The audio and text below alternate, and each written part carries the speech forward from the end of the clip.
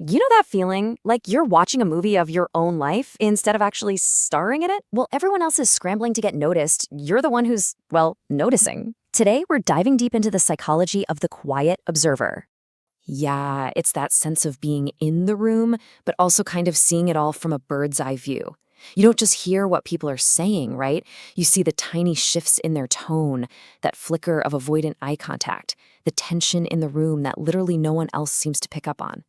If that's hitting home for you, then yeah, you're definitely in the right place. Look, for so long, quiet observers have been completely misunderstood. People call you shy when really you're just hyper aware of everything.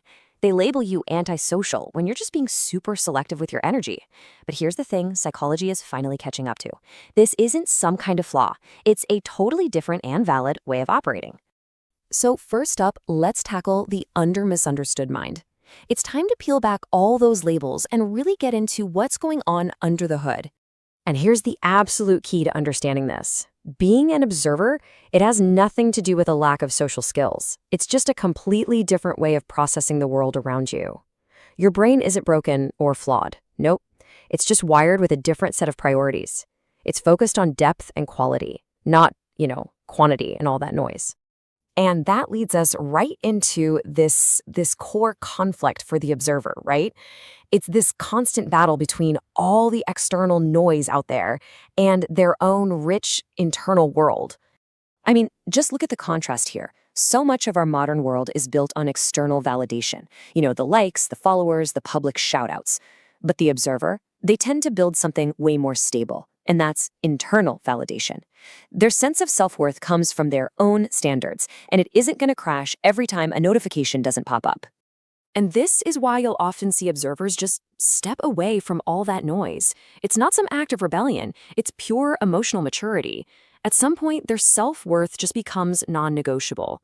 They figure out that their mental energy is a precious, finite resource, and that real peace is found in privacy, not in constant digital exposure. It's a shift, They move from just consuming the world to actually creating their own.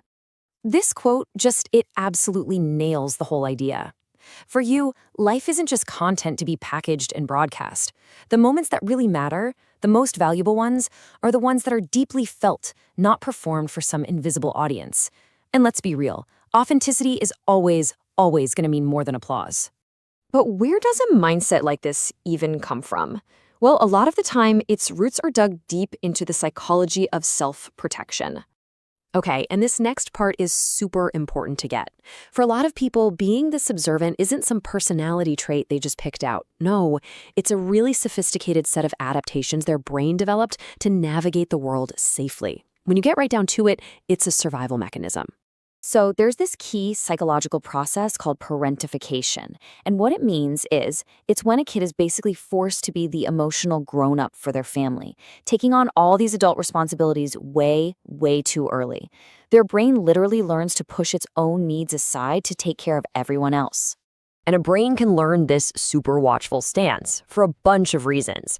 For some, it's just a naturally sensitive nervous system. For others, it's learned through hard experience. Maybe from inconsistent emotional support, or learning that painful lesson over and over that speaking up just doesn't get you heard. In situations like that, silence becomes your shield. It's your protection. So think about it. When an observer steps back in a crowded room, that's not a failure to connect.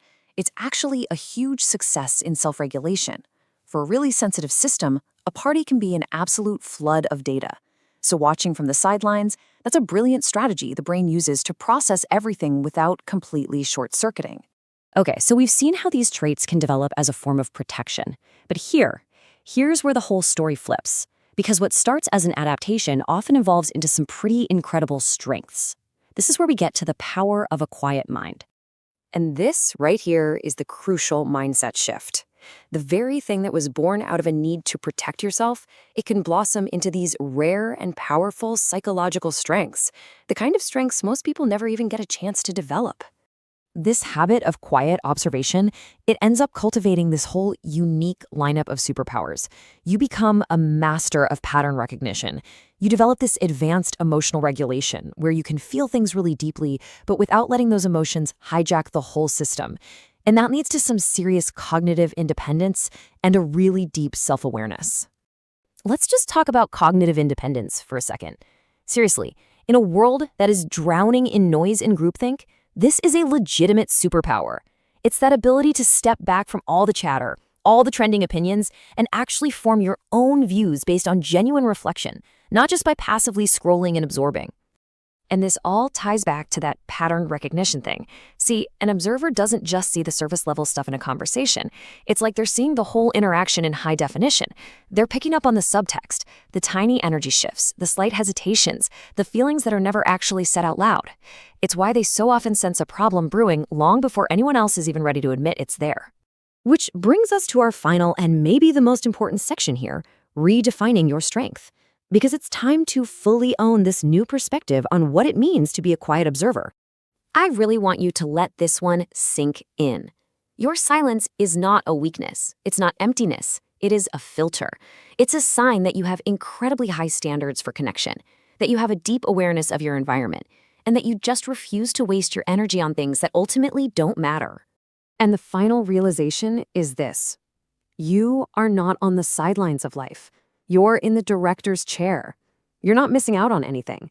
In fact, you're seeing the entire picture, and you're seeing it with a level of depth and clarity that most people, caught up in all the noise, will simply never be able to access.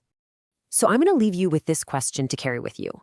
What if you stopped trying so hard to be louder and instead started to embrace the incredible power of your quiet observation? What if your silence was never, ever the problem, but has actually all along been your greatest and most misunderstood strength?